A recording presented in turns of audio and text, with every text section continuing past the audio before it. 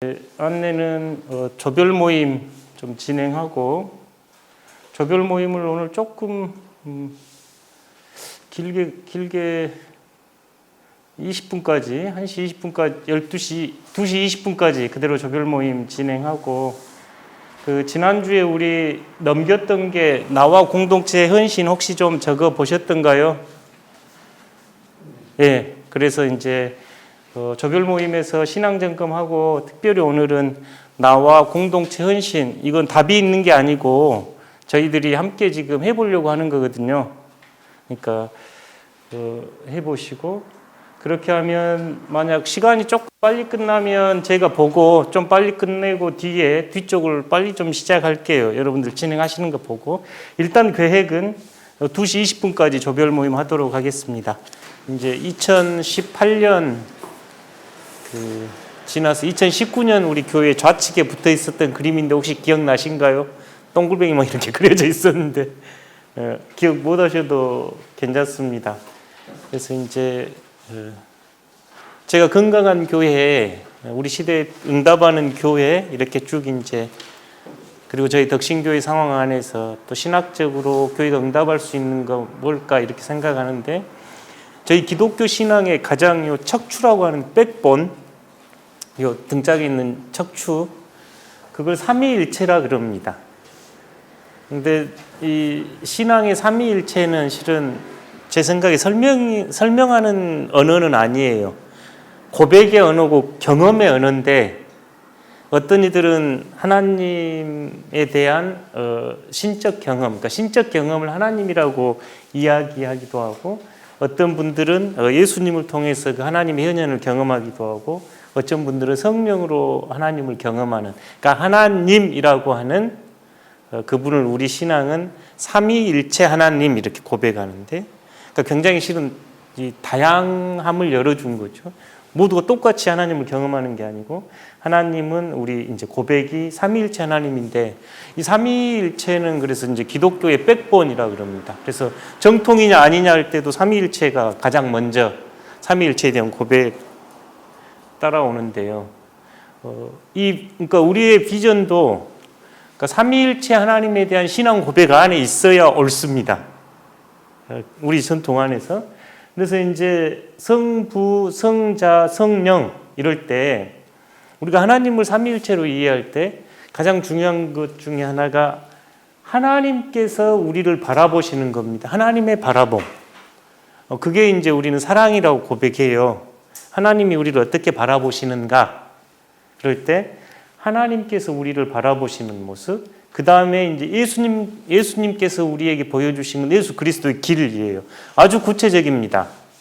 그러니까 예수님은 스스로 그 길을 가셨고, 그 다음에 성령에 붙을 때 성령은 역사다 그래요.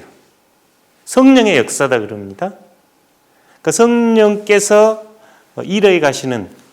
근데 이제 언어를 좀 그려보면 하나님 이야기는 상대적으로 좀 쉽습니다. 왜냐하면 성경에 하나님을 주어로 계속 쓰고, 예수님 이야기도 쉬운데 조금 어려운 게 성령님. 이성의 언어라기보다 실제 체험의 언어에 가깝고, 그리고 성령 하나님 특징 자체가 이런 백그라운드 같은 역할을 합니다. 그러니까 예수님이 이렇게 드러났다면 성령님은 뒤에 하얀 백그라운드 같은, 이해를 할 때 가정으로 보면 성부가 아버지로 비유되면 성자가 아들로 비유되면 성령은 마치 어머니 같은데 아주 우리 전통적인 어머니 같은 모습입니다. 자기의 자리를 구하지 않고 늘 이렇게 그 남편과 자녀가 이렇게 드러나도록 묵묵히 보이지 않는 성령 하나님의 역사인데, 그러면 성령의 역사의 가장 큰 특징은 뭐냐면 공동체입니다. 하나로 엮는. 그래서 저희가 매번 축도할 때 성령의 교통하심이, 그럴 때 그 교통의 뜻이 하나로 엮는다 뜻입니다. 근데 하나로 엮는 가장 좋은 우리 인간 삶에서 이미지는 바람, 숨 이런 거예요. 숨으로 우리가 엮어져 있어서 성령의 어원이 숨, 바람입니다. 그러니까 숨에서는 우리가 떨어질 수가 없죠. 서울에 있건 뉴욕에 있건 성령을 그래서 하나로 이끌어 가시는 영, 그래서 그 영의 이름을 공동체의 영 이릅니다. 그러니까 교회의 그 교회의 영이 성령이에요. 이렇게 저희가 봤을 때 교회는 이 하나님의 바라보며 응답하는 하나님을 향한 여정을 끊임없이 해야 합니다. 교회라고 하는 거룩한 부름을 받은 공동체는 끊임없이 하나님을 향해 가는, 개인적으로도 마치 철로역정처럼 끊임없이 하나님을 향해서 가고, 교회도 하나님을 향해서 가는, 하나님을 향하여 가는 공동체. 뿐만 아니라 예수 그리스도의 육화는 아주 놀랍습니다. 죄인들 속으로 쑥 들어와 버리신 거예요. 그러니까 말씀이 육신이 되어 우리에게 거하시며, 예수 그리스도에 대한 고백은, 이 고백은 굉장히 중요한 고백이에요. 그냥 예수님이 이 땅에 오셨습니다, 이 차원이 아니라 현실 속으로 깊숙이 들어가신 예수님에 대한 고백이, 그래서 가장 먼저 하나님의 부름 보냄받은 선교에 가장 먼저 선교사가 예수님이, 하나님이 보내가지고 오셨거든요. 그러니까 교회는 끊임없이 세상을 향해 들어가야 됩니다. 세상으로부터 분리된 교회는 존재할 수 없어요. 세상 안에서 세상을 하나님 나라로 변화시키기 위해 교회가 있습니다.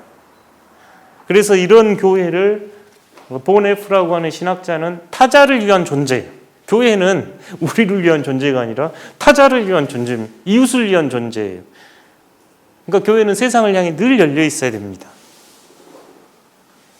교회는 우리를 위한 교회가 아니고 세상을 향한 교회고, 교회는 또한 함께 걷는 공동체예요. 이게 교회가 어렵죠. 함께 가는 공동체. 그러니까 출애굽의 그 이야기가 굉장히 의미가 좋은데, 한 사람만 그냥 쑥 가나안으로 가는 게 아니고 다 가야 되는, 이게 어려워요. 특별히 저희가 이제 40주년 하면서 출애굽 용어를 많이 사용했는데, 40이란 숫자가 성경에서도 그렇습니다. 완성이고 한 매듭. 그 말은 뭔가요? 새로운 시작이야. 끝이 아니고. 모세가 광야에서 40년 있다가 다시 40년을 갈 때는 이제 출애굽의 지도자로 가는 거죠. 예수님께서 40년 광야에서 기도하시고 거기 끝나는 게 아니고 하나님 나라 복음을 위해서 이제 세상으로 뛰어듭니다. 그러니까 우리의 40년 마찬가지입니다. 지금까지 한 매듭 짓고 다시 시작. 이 40은 의미가 있죠. 예수님이 이 땅에서 부활하셔가지고도 40일 계셨고, 그러니까 성경에서 40은 저희가 완성의 수라고 하는데, 그 완성이란 말은 한 매듭 짓고 새로운 시작이. 저희 덕신교회가 40년이 됐네요. 그러니까 신앙의 선배분들께 얼마나 감사해요. 우리를 오늘 있게 해주셨으니까 이제는 우리가 바톤 받은 겁니다. 릴레이 할 때 바톤 받고 뛰듯이 이제 여러분이 바톤 받으신 거예요. 선배들이 열심히 뛰었던 것처럼 우리 시대에 우리 뛰어야 돼. 바톤을 받았으니까. 그게 교회네요. 그래서 이제 출애굽이라는 언어를 자주 썼던 이유기도 하네요. 교회는 그래서 하나님을 향해, 세상을 향해 다 함께 걷는 출애굽 공동체입니다. 요걸 좀 이렇게 교회를 바라보셔야, 예를 들어 하나님을 향해 또 성령의 역사의 가장 중심에 예배와 말씀과 기도가 있어요. 그러죠. 분리될 수는 없습니다만, 우리가 시선을 하나님께 두고 예배드리고 기도하고, 그걸 통틀어서 영성 이렇게 이야기하면, 저희가 주님의 제자로 이 세상을 살아가는 방식이 교육입니다. 그래서 제자와 교육은 동의어예요. 디서플린하고 디사이플이 동의어입니다. 제자 이 말은 훈련받는단 말이거든요. 그러니까 주님께서 베드로, 야고보, 요한, 안드레 이렇게 부르셔가지고 훈련하시는, 이 세상 안에 살아가도록. 그러니까 교회 교육이 이제 제가 보기에 작년 교육이 제일 문제예요. 아이들은 의례껏 교회 오면 교회 학교에서 교육 받을 줄 압니다. 근데 작년은 이게 안 돼요. 그러니까 예를 들어 30세나 40세 때 교회를 오면 체계적으로 신앙 훈련이 지금 안 됩니다. 참여를 잘 안 하고 교회는 잘 안 시키거든요. 그냥 조금 교회를 오래 다니셔도 체계적인 신앙 훈련이 안 되다 보니까 신앙을 제대로 이해하지 못하는 교육. 그 다음에 하나님께서 세상으로 오셨고 예수 그리스도의 길은 저희가 선교라고 할 때 선교는 끊임없이 세상에 하나님 나라 복음을 위해서 우리가 헌신해야 됩니다. 순천만입니다.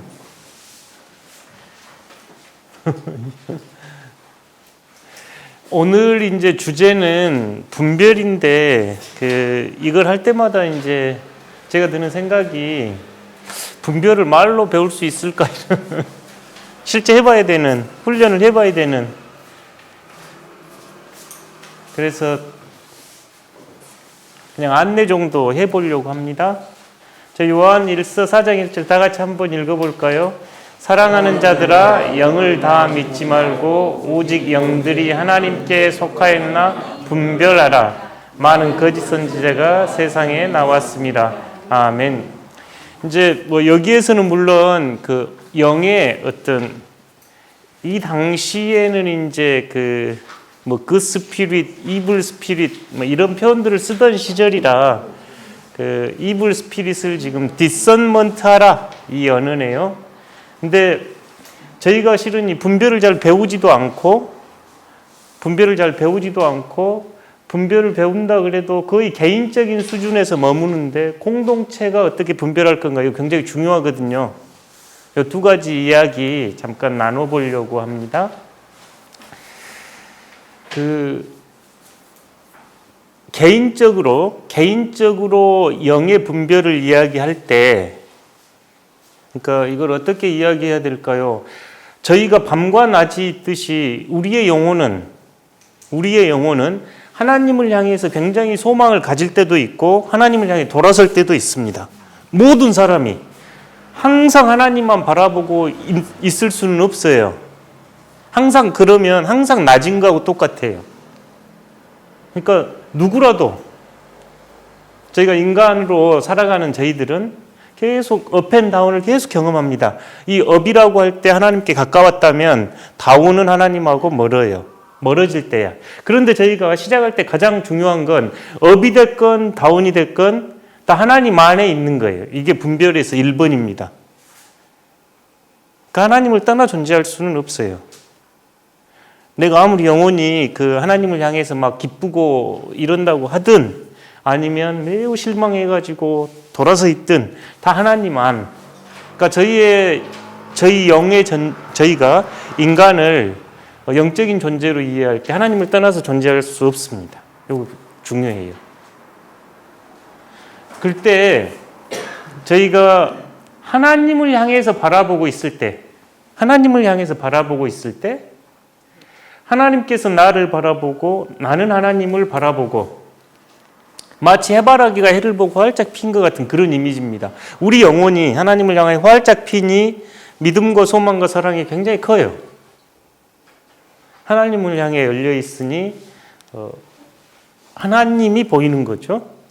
반면에 내가 가지고 있는 뒤의 어두움들은 보이지 않아. 무슨 말이냐면 그 자기 비애라든지 그 깊은 그 자기 절망이라든지 이거에 빠지지 않습니다. 하나님을 바라보고 있는 영혼은 하나님께 소망을 두고 있거든요. 이때 이런 표현들 쓸 때 이런 표현을 우리가 쓸 수 있는 게 예를 들어 하나님의 은혜 안에 거한다든지 아니면 영적 여정을 이야기할 때 한글로 표현이 잘 될지 모르겠는데 그 컨솔레이션 위로받았다. 오늘 성경에서 부자들 불행하다 너희는 위로받았다 그럴 때 영적 위로 이때 쓰는 표현 중에 하나입니다. 부자들은 스스로 다 위로받아본 거예요. 하나님의 위로가 필요 없어요. 성경에서 하고 싶은 이야기는 하나님께서 우리를 위로해 주신다. 또 영적 위로, 영적 위안 이런 표현 씁니다. 그러니까 그 언어는 저희가 몰라도 괜찮은데 저희들이 가만히 지금 내 영혼이 하나님을 향하여 개방하고 있는지 요건 저희가 알 필요가 있어요. 반대로 하나님을 향해서 등지고 있을 때 그러니까 이렇게 등지고 있으니까 뭐가 보인가요? 자기 자신의 지금 그림자가 보이는 거죠. 자신의 어두움, 자신의 죄성, 자신이 보이는 거예요. 하나님이 보이지 않고 자신을 이렇게 돌아보고 있으니 그곳에는 희망이 없습니다. 영적 겨울이야. 어두워요. 이 어둠은 두렵고 그런 어둠이에요. 하나님으로부터 돌아선 영혼들. 요 개념은 이해되시죠? 그러니까 이 개념은 어려운 거 아니에요. 가만히 스스로 잠깐 눈을 감고 지금 여러분은 하나님을 향하여 여러분을 개방하고 하나님을 신뢰하고 여러분 안에 믿음과 소망과 사랑이 이렇게 올라오고 있는가요? 아니면 하나님으로부터 돌아서서 내 자신을 보고 나의 부족함을 보고 나의 연약함을 보고 그 나를 보고 있는가요? 어려운 질문 아니죠. 이럴 때 이제 뭐 영적 황량, 영적으로 버려짐 이런. 중요한 건 이 순간이나 저 순간이나 다 하나님 안에 있습니다. 하나님이라고 하는 예를 들어 태양으로 비유하면 그분은 계셔요. 우리의 영혼이 그런데 올라갔다 내려갔다 합니다. 이건 하루에도 올라갔다 내려갔다 할 수도 있고 길게도 올라갔다 내려갔다 해요. 이 훈련을 시키려고 오래 훈련을 시킵니다. 한 달, 40일 이렇게. 근데 저희가 그렇게 할 수가 없잖아요. 이 훈련을 시키려고. 그래서 이 훈련을 하면 밖에 비가 오면 비옷 입으면 됩니다. 우산 쓰고. 밖에 날이 좋으면 우산 안 쓰고 나가면 되거든요. 그러니까 우리의 영혼이 이런 상태면 이렇게 응답해 주면 돼요. 영혼에 비가 오면 우산 쓰면 돼. 그러면 감기 안 걸리거든요. 근데 내 영혼에 지금 비가 오는지 해가 떴는지 모르고 우리가 막 살아요. 한겨울인데 막 난냉구 입고 돌아다니는 거죠. 그러니까 지금 내 영혼이 겨울인지 따뜻한 봄인지 이걸 저희들이 아는 훈련이 필요한데 실제로 여러분께서 매번 이걸 훈련을 좀 하시면 그래서 이제 제일 좋은 훈련이 그냥 여러분 물어보면 됩니다. 그 스스로 주무시기 전에 오늘 내가 언제 가장 행복했는가, 언제 가장 힘 빠졌는가 이 두 개를 여쭤보라고 한 이유가 그것 때문인데 이게 익숙해지면 왜냐하면 저희가 가장 힘없는 순간이 하나님과 동행하는 시간, 가장 힘 빠지는 시간이 하나님 부재의 시간이라고 이름을 그렇게 붙입니다. 왜 힘 빠지냐면 주님이 늘 가까이 계셨는데 주님 없는 것처럼 내가 살아서 힘 빠진 거예요. 내가 가장 기쁜 순간은 주님과 함께 있어서 기쁜 순간. 그리스도인들의 이제 해석입니다. 자기 영혼에 대한 해석. 그러니까 막 나 혼자 이렇게 막 기쁘고 나 혼자 슬프고가 아니라 주인은 이제 주님이 계셔서 내가 가장 힘을 얻었고 주님이 계셨는데 내가 주님 없는 것처럼 혼자 날뛰었군요. 이래서 죄송한 겁니다. 그러니까 알아차리면 돼. 오르막길인지 내리막길인지 비가 오는지 해가 떴는지 중요합니다. 스스로 그러니까 물어야 돼요. 매일 안 되면 주일날 오셨을 때만큼이라도 예배당에 가만히 앉아서 오늘 내 영혼이 주님을 신뢰하고 바라보고 있는지 아니면 내 뭘로 꽉 차가지고 내 생각 아니면 내 감정 아니면 내 일로 꽉 차가지고 주님이 없는지 지표입니다. 제가 그 경운기 비유를 가끔 들었잖아요. 그러니까 경운기를 몰아보신 분들은 이해가 될 건데 안 몰아보신 분들은 잘 모를 건데 경운기는 클러치 조향장치를 잡으면 그 밖에 동력이 안 들어갑니다. 그죠? 그러면 내가 왼쪽으로 가고 싶으면 왼쪽을 잡으면 이쪽이 안 도니까 이렇게 도는 거죠. 그러니까 왼쪽으로 돌아가지는 거죠. 오른쪽 클러치를 잡으면 오른쪽으로 돌아가집니다. 경기 몰아보셨? 예. 그 경기 촌에서는 금방 이해되는데. 근데 요게 내려갈 때는 거꾸로 해요. 그래서 경미사고가 많이 납니다. 왜냐면 내려가는 가속도가 있는데 그쪽을 잡아보면 그게 더 빨리 돌아.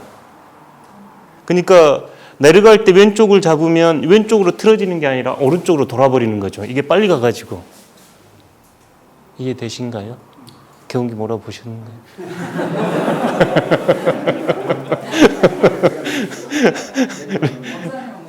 아, 저는 몰아본 것 같이 이야기합니다.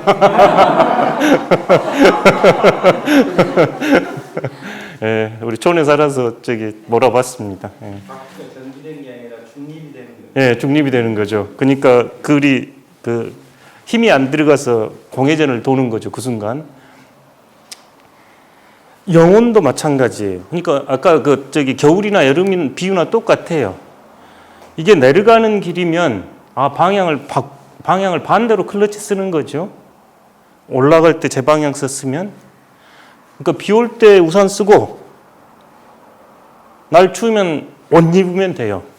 그게 이제 저희가 뭐냐면 우리가 흔히 말할 때 요때가 예를 들어 지금 햇빛 있고 따뜻할 때다 이럴 때 저희들이 할 일은 하나님을 찬양하고 감사하는 일입니다. 이때 저희들이 내린 결정들은 거의 틀리지가 않는단 말은 하나님의 뜻이라고 신뢰할 수 있어요. 그러니까 이때 할 수 있는 것은 우리가 하나님께 감사하고 기뻐하고 하나님을 찬양하는 일. 실은 이제 사고는 이때 나죠. 사고는 이때 납니다. 하나님으로부터 멀어질 때 사고 나거든요. 이때 제일 안 되는 게 예배 생활 안 되고 기도 생활하고 말씀 생활 안 돼요. 이때는 기도가 굉장히 막 하기 싫고 지루하고 의미 없이 느껴지고 예배를 드려도 왜 예배 드린가 막 이런 자신 안에 막 이렇게 온갖 잡념과 싸우고 그러니까 틈만 나면 그 자리를 뛰쳐나가려고 하거든요.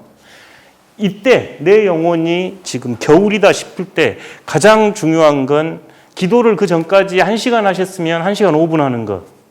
예배를 1번 드렸으면 2번 드리는 것. 그 자리에서 버티기입니다. 반드시 지나가거든요. 이때 완전히 그 싸나운 짐승하고 대항해서 싸우듯 버텨야 돼. 왜냐하면 안 있어지거든요. 이때 기도가 안 돼가지고 못 앉아 있어요. 억지로 앉아 있어야 됩니다. 내가 그 30분 정해놓고 기도한다 이러면 이때는 35분 있어야 됩니다. 30분은 완전히 이때는 긴 시간이에요. 아까 하나님을 바라볼 때 30분은 눈 깜짝할 사이면 이때 30분은 막 3시간 이러면 그때 앉아 있어야 됩니다. 1번, 이때는 믿음, 소망, 사랑이 지금 다 다운되고 있거든요. 이때는 버티기. 다른 말로 저항하기입니다. 그러니까 신앙생활 하다 보면 왜 그런 날 없겠는가요? 가까운 이들, 교회, 아니면 리더십, 목사인 저에게 아니면 교회 리더십에 왜 그 불만 있고 상처받고 막 이럴 때 없겠는가? 이때 예배 안 드리고 싶겠잖아요. 이때 버티셔야 돼. 이때 버티시는 거 중요하고. 그 전까지는 내가 하루에 한 장 성경 읽었습니다. 그럼 이때 성경 안 읽어지거든요. 이때는 한 장 반 읽어야 돼요. 그래서 아주 무서운 짐승 대항하듯 싸워야 된다. 2번째, 이때는 절대 결정을 번복하면 안 돼요. 그러니까 사소한 결정이든 큰 결정이든 내가 앞으로 이렇게 해야 되겠다. 하나님께 이렇게 하겠습니다. 이때 번복해보면 넘어집니다. 이때는 번복하면 안 돼. 뭔가 중요한 결정을 이때 하면 안 됩니다. 왜냐면 하나님이 지금 안 계시거든, 내 안에. 그러니까 하나님하고 지금 결정을 함께 못 내리는 거거든요. 그래서 실패하거든요. 이때는 결정을 번복하지 않고 강하게 저항해서 버틴다. 버티기입니다. 내려가면 반드시 올라가는 게 영혼의 곡선이에요. 항상 내려갈 수도 없고 항상 올라갈 수도 없어. 올랑내랑 하거든요. 그러니까 그거 알아야 돼. 올라가는 길에서는 하나님을 찬양하고 감사하는 것, 얼마든지 내려가는 길 올 수 있다. 올라가 있을 때 그때 하나님 저를 인도해 주십시오고, 내려가 있을 때는 저항하는 겁니다. 버텨서 내 영혼이 이 시간 버팁니다. 그리고 결정을 번복하지 않습니다. 저희들에게 이제 여러분에게 가장 큰 신앙생활에서 하나님 앞에 약속이 이제 임직식이네요. 형식적으로 절차적으로도 서약을 합니다. 이 서약은 하나님 앞에, 성도 앞에 하는 서약이에요. 저희 개신교의 완전히 중요한 서약입니다. 하나님에 대한 소명, 성도 공동체에 대한 소명. 그래서 임직 준비를 실은 잘해야 되는 게, 이 교육뿐만 아니라 예배 생활이나 기도 생활이나 이런 생활을 그 다른 교육들보다 좀 강하게 요구하는 게 저희가 이제 교회에서 목사도 마찬가지고 장로, 집사, 권사 임직 받는 건 하나님 앞에 그리고 성도들 앞에 약속하는 거거든요. 교회를 충성되게 섬기겠습니다. 하나님의 말씀을 최고의 권위로 여기고 늘 하나님의 말씀에 순종하겠습니다. 이런 몇 가지 약속을 하거든요. 여러분, 네, 서약하겠습니다 해요, 임직식 때. 그래서 신앙의 여정 걷다 보면 장로님 되었다고 아니면 권사님 되었다고 늘 올라만 가는 게 아니고 내려갈 때도 있더라. 그럴 때 버티기 하고 하나님 앞에 했던 약속들 뿐만 아니라 개인적으로 한 것도 마찬가지입니다. 개인적으로 헌신하고 결단하고자 했던 것들, 뭐 제가 마땅한 예를 잘 못 들겠는데 하여간 그때 버티기. 여기까지 뭐 들었는지 옆에 한번 설명 한번 해줘 보십시오.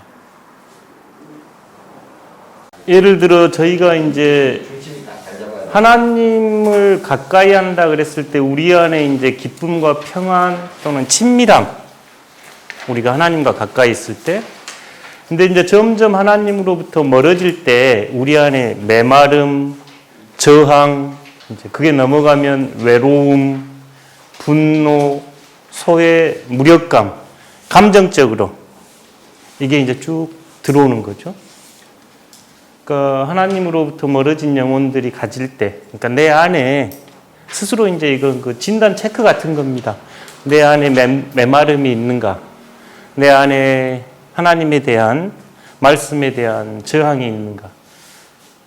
외로움 요즘 많이 호소하는 사회라 그러죠. 그러니까 전체적으로 영적으로 지금 침체되어 있다고 진단할 수 있는 거죠.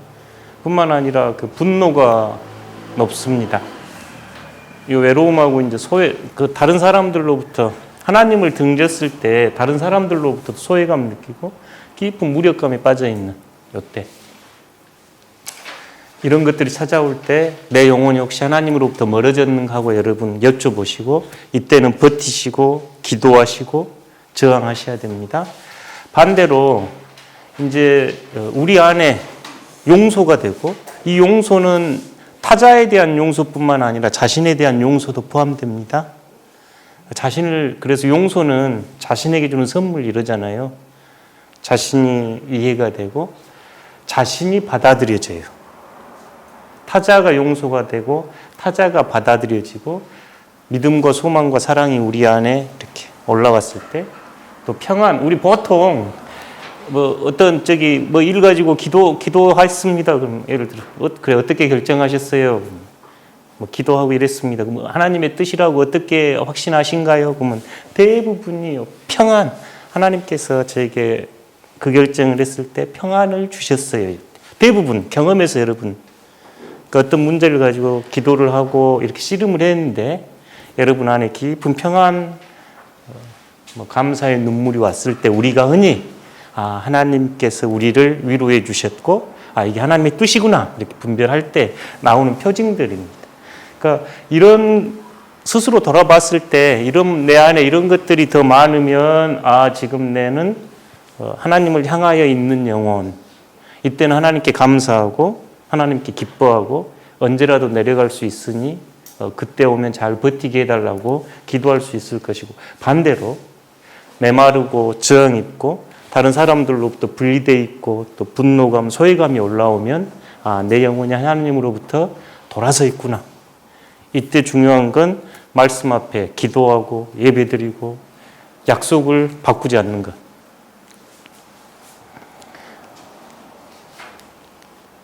베드로 이야기는 그냥 넘어갈게요. 두 번째 이제 저희가 공동체 분별, 개인의 분별은 실은 각자 하는 겁니다. 그러니까 예를 들어 비 올 때 내가 우산 쓰고 나가면 되는 거예요. 그러면 뭐 나는 비 덜 맞고 이렇게 살면 되는 건데, 이제 공동체가 중요한 결정을 할 때 우리가 이 연습이 잘 안 돼가지고 공동체가 중요한 결정을 할 때 어떻게 해야 되는지, 공동체는 어떻게 분별해야 되는지가 우리가 실은 연습이 잘 안 돼서 이제 항존직 교육에 한 챕터 넣었는데 시간이 좀 아쉽네요. 시간이 좀 아쉬운데, 여러분이 읽은 게 아프가니스탄 이야기였죠. 이 교재를 만들 때 제일 한 이슈여가지고 아프가니스탄 만들어 왔는데, 아프가니스탄 그때 8월달 때는 뉴스가 엄청 많았는데 혹시 기억하신가요? 무슨 일이 있었는지 혹시 기억하신가요? 불과 2달 됐는데 너무 먼 일같이 느껴져 버린 아프가니스탄. 이때 이제 미국이 철수하고 탈레반이 아프가니스탄을 장악하고 카불에서 이제 비행기가 뜨고 우리나라로 난민이 들어오고 막 비행기 타기 위해서 아프가니스탄 그 난민들이 막 비행기에 올라타 있고 심지어 비행기가 이렇게 떴는데 막 떨어지고 그 매스컴에 나왔던 장면이죠. 이제 여러분 책에 기록한 내용은 우리 교단에서 나오는 교단 신문 기독 공부에 나와 있는 내용을 그냥 그대로 붙여놓은 겁니다. 다른 데서 가져온 게 아니고.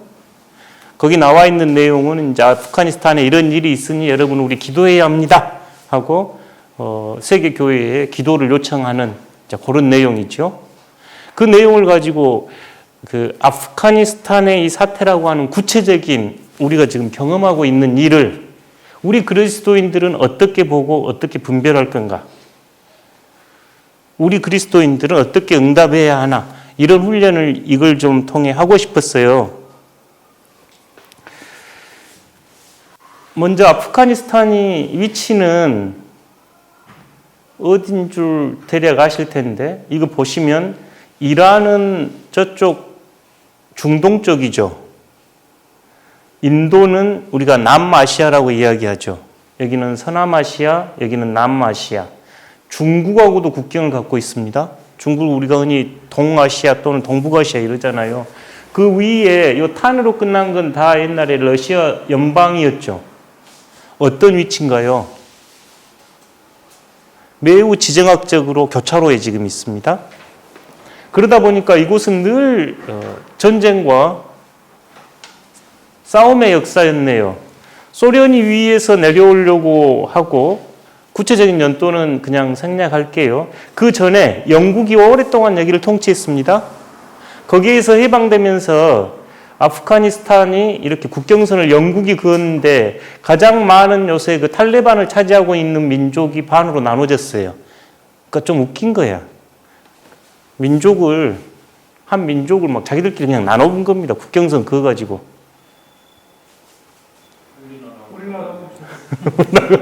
예. 그 다음에 지금 미국이 들어가가지고, 미국은 911 9.11 때 들어간 거예요. 그때 우리 쌍둥이 빌딩 넘어지고 할 때, 막 알카에다 또 빈 라덴 하면서 테러리스트 제거하겠다고 들어갔거든요. 지금 다 그래서 여기 아프가니스탄의 별명이 제국의 무덤입니다. 들어가서 다 져서 나와요. 가장 큰 이유가 이 산악지형 때문에 그렇습니다. 이게 대표적인 그 그림 중에 하나거든요. 아무리 많은 병력을 투입을 해도 이 낮은 요 계곡이라는가요? 이런 길이 막 해발 3,000m 이런다네요. 낮은 계곡. 지금 탈레반들이 이런 데 있는 거거든요. 아무리 해도 안 되는 겁니다. 여기 산악지형에 가서 이 탱크가 쓸모가 없는 거예요. 아무리 지상군을 투입해도. 지금 탈레반은 산악 게릴라전 쓰는 거거든요. 아프가니스탄에서 가장 중요한 게 반외세예요. 왜 그런가요? 매 천년간 지금 자기 역사에서 계속 침공을 받고 있거든요. 근현대에 들어와서 영국, 지금 미국, 소련 계속 침공받고 있는 겁니다. 탈레반에게 가장 중요한 정신은 그거예요. 반외세. 근데 플러스 무슬림 근본주의자들입니다. 이 두 개가 지금 결합이 된 게 현재 탈레반 현상이네요. 그러면 그곳에 있는 그리스도인들, 그러니까 우리 지금 여러분에게 있기를 청했던 건 그곳에 있는 그리스도인들이 탄압을 받고 있습니다. 그럼 우리는 어떻게 기도해야 하나? 이게 이제 우리는 어떻게 바라봐야 하나? 그 질문을 하고 싶었어요. 실제로 아프가니스탄을 위한 40일 중보기도 많이 떴고 진행했어요. 그때 여름에. 그래서 이런 문제가 이제 구체적으로 발생할 때 저희가 답을 구하기보다 77쪽 봐보시면 공동체 분별을 지금 큰 틀만 한번 봐보려고 하는데, 저희 신앙인들에게 가장 중요한 전제는 삼위일체 하나님, 그리고 하나의 지구 공동체, 그리고 우리가 하나의 역사 안에 살아갑니다. 분리될 수 없어요. 저희들에게 하나님과 지금 우리가 살아가고 있는 이 지구라는 것, 그리고 이 지구 안에서 벌어지고 있는 구체적인 역사적 사건은 분리될 수 없다. 신앙인에게 그래요. 두 번째, 역사적 현장 안에 드러난 하나님의 활동을 개인이 아닌 공동체와 공적 영역에서 분별한다. 공동체 분별에서 지금 중요한 과제입니다. 이게 제가 시간이 좀 아쉬운데, 저희가 정치 이야기 잘 안 하잖아요. 왜 그런가요? 생각이 다르면 금방 싸우죠. 왜 그런가요? 왜 생각이 다르면 싸워야 되죠? 이념이 달라서. 네.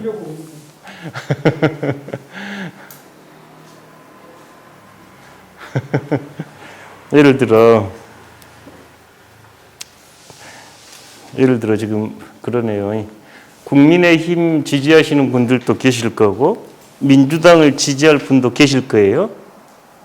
절대 나는 MBC만 본다는 분도 계시고, 나는 절대 TV조선만 본다는 분 계실 거고, 나는 절대 김어준이만 본다 하는 사람도 있을 거고, 나는 절대 강용석이만 본다 하는 사람들이 있어요. 두 개를 다 섞어가지고 본 사람들은 잘 없습니다. 나는 김어준이도 보고 강용석이도 보고 이러진 않아요. 잠깐 뭐 볼 수는 있는지 모르겠는데, 나는 MBC만 보면 TV조선은 안 봐. 우리 집에는 아예 지웠어. 이런 분 계세요? 근데 저희가 절대 국민의힘을 옹호하거나 민주당을 옹호하거나 그러려고 한 일 아니에요. 제가 역사를 볼 때 50보 100보입니다. 예를 들어 민주당이 국민의힘보다 나으면 51, 국민의힘 49. 선거 때 맨 그러잖아요. 무슨 이야기하고 싶냐면, 저희들이 어떤 현상을 바라보고 해석하고 할 때 이걸 반향실 효과 그래요. 반향실 효과라 그러는데, 자기가 보고 싶은 매체만 계속 보고 듣고 싶은 이야기만 계속 들어요. 그러면서 자기 생각하고 거기하고 맞으면 편하고 익숙해요. 그러니까 이걸 그래서 자기 목소리를 듣는 효과 그래요. 김어준이가 하는 이야기든 TV조선이 한 이야기든 자기하고 동의된 사람 이야기를 계속 듣고 내 생각이 계속 옳다고 확증해 가는 거예요. 이걸 반향실 효과 그래요. 챔버 에코 이펙트라 그러는데, 이 방에 들어가가지고 계속 혼자 이야기하는 겁니다. 우리들이 세상을 그렇게 봐요. 그러니 예를 들어 민주당을 절대적으로 지지하는 사람은 국민의힘 이야기가 안 들려. 도저히 이해가 안 돼요. 도대체 저 사람들은 왜 윤석열이를 지지할까? 윤석열을 지지한 사람들은 이재명을 지지한 사람들 이야기가 안 들립니다. 왜냐하면 자기끼리 이야기하고 자기 생각을 확증하고 증폭하기 때문에 그래요. 이걸 반향실 효과 그러거든요. 쓰는 언어가. 우리들이 실제로 그럽니다. 근데 예를 들어 제가 이재명을 지지하면 이재명 지지하고 이야기를 해야 마음이 편해. 윤석열 지지하는데 가 있고 있으면 머리 아파요. 이야기 안 하고 싶은 거지. 근데 이건 선악의 문제 아니에요. 윤석열이 악도 아니고 이재명이 선도 아니고 거꾸로도 아닙니다. 저희 그리스도인들에게 중요한 관점은 이 구체적인 역사 안에 하나님이 활동하신다. 그럼 우리가 어떻게 분별하고 응답할 건가? 이게 이제 공동체 분별의 중요한 겁니다. 그러니까 이 훈련들이 저희가 안 됐잖아요. 미국이나 캐나다에서는 이 교육이 아주 중요한 교육이거든요. 학교 안에서 계속 붙입니다. 여야를 세워가지고. 그래서 실제로 서로 보고 실제로 피드백 받아보게 하고, 그래서 A도 아니고 B도 아니고 더 나은 창조적인 C의 대안을 제시하라요. 근데 우리가 이 훈련이 잘 안 됐다 보니까 공동체 안에서 하나님이 어떻게 활동하시고 어떻게 개입하시는지 우리가 감각이 잘 없어요. 그러니까 역사적인 사건, 아프가니스탄이라는 구체적인 역사적인 사건을 보고 그냥 그리스도인들은 기도하면 돼, 이게 아니고 하나님께서 어떻게 역사하고 계신가에 우리가 또 관심을 가져야 하는 게 공동체 분별이네요. 실제로 막 이때 이거 많이 돌았습니다. 선교사 220명이 막 처형된다고 막 기도해야 된다고. 가짜 뉴스야. 이런 가짜 뉴스에 막 229명 처형 안 됐습니다.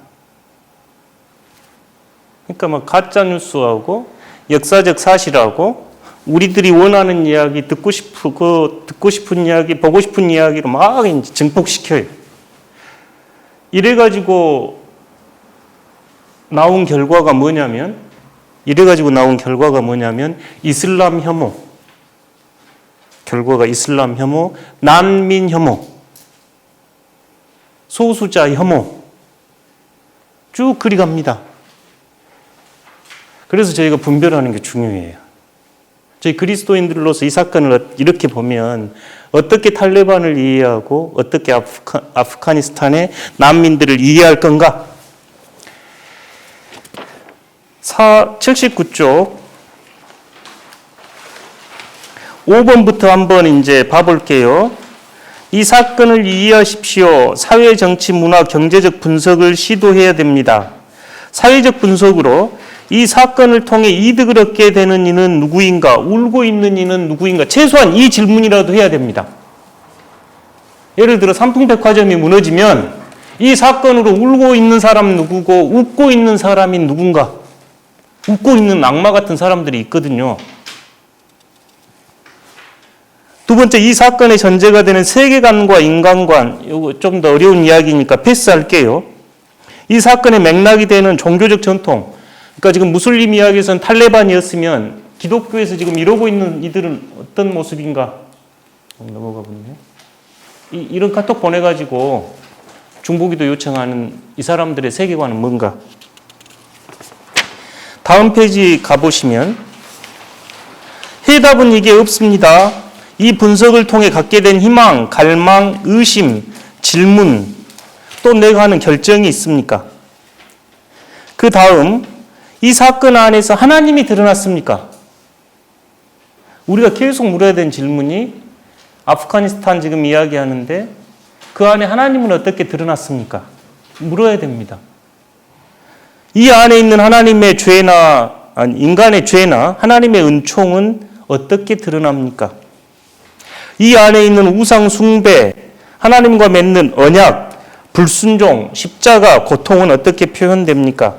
교회는 이 상황을 억압하는 쪽입니까? 해방하는 쪽입니까? 이 사건 안에 희망의 증거들이 있습니까? 6번, 신앙은 이 사건을 다르게 만듭니까? 7번, 이 사건에 대해 도덕적인 응답을 해야 합니까? 참여해야 합니까? 참여하지 말아야 합니까? 이 사건에 대해 교회는 어떻게 설교하고 있습니까? 이 사건 안에 있는 하나님은 어떤 이미지로 표현되고 이 사건 안에 있는 구원은 어떤 모습입니까? 오늘 이 내용까지는 다루기가 어렵겠는데 최소한 우리 사회에서 어떤 문제가 발생을 하면 이렇게는 물어야 됩니다. 질문이라도 해야죠.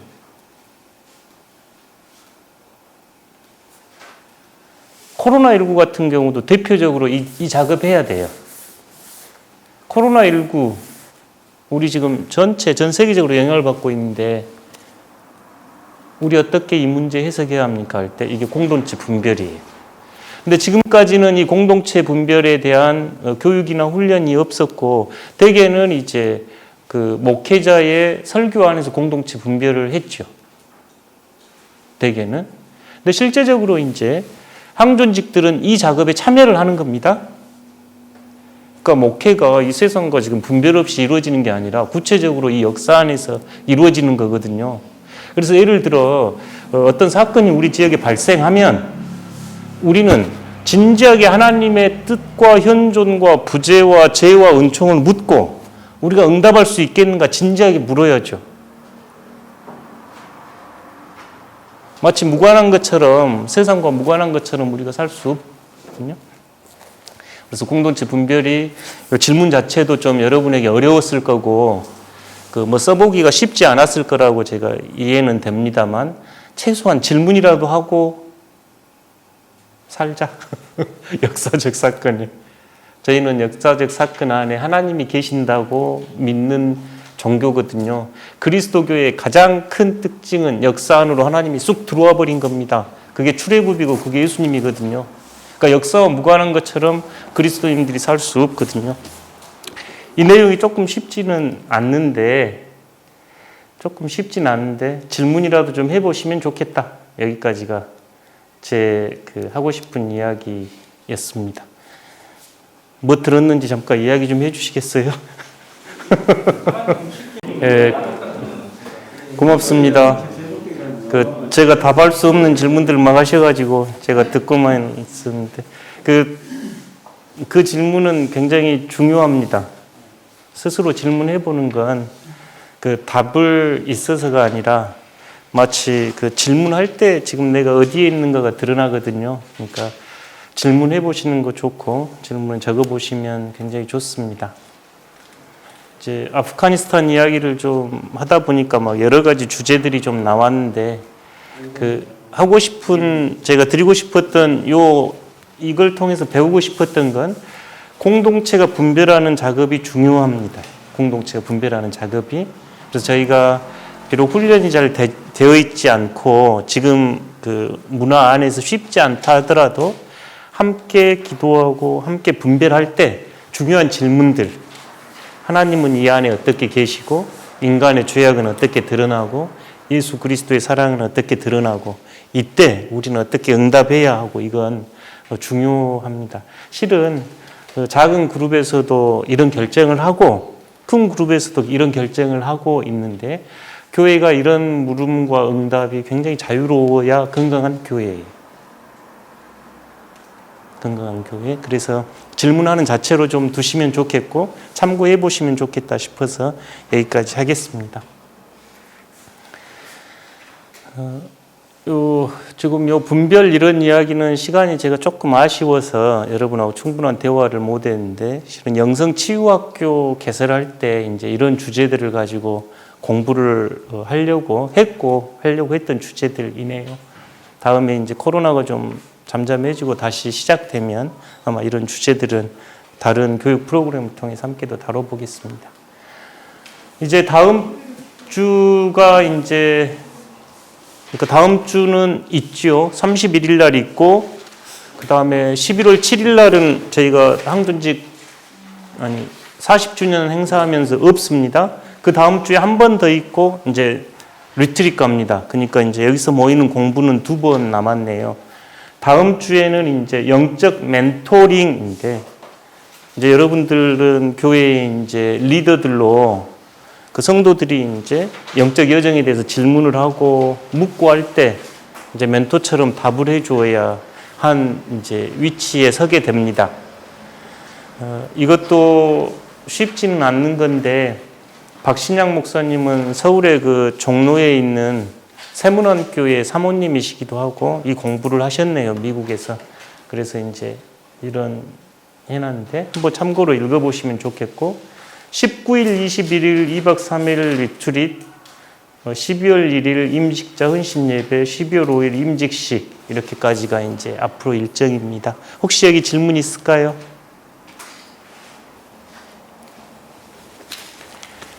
다음 주에는 여기 읽고 이렇게 작성해 오시면 됩니다. 박신양 이제 목사님이라고 하기도 하고 사모님이라고 하기도 하는데 그분께서 경험했던 이제 북미나 외국에서는 영성 지도 이런 표현 많이 쓰거든요. 스피리추얼 디렉션. 그래서 영적 멘토링 비슷합니다. 영적 우정 쌓기 이런. 그래서 어떻게 하고 어떤 효과가 있었는지 한번 참고해 보시면 좋겠습니다. 목사님 19, 20, 21, 21일이 주일이 아닐까요? 주일 맞습니다. 주일날까지. 주일날 아침밥 먹고 나올까 지금. 예. 저희가 주일을 거기서 드릴까요?